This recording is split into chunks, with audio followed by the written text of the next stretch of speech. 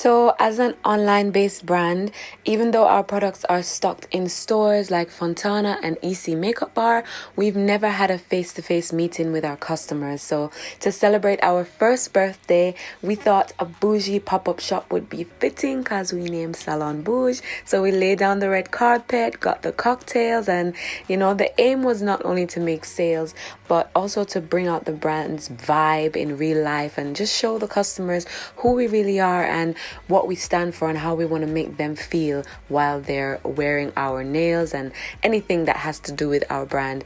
And we definitely did that, from the decor to our team working on the day. All of the patrons, they came dressed up, looking fabulous. The vibe was just amazing, and the feedback was awesome from the customers. They weren't just only blown away by the event itself, but many people said they were proud of us for our growth and how far we've come in just 1 year. And that means so much to us because that growth is down to the customers. So all in all, 100 out of 10, I could not be more happy with how it turned out.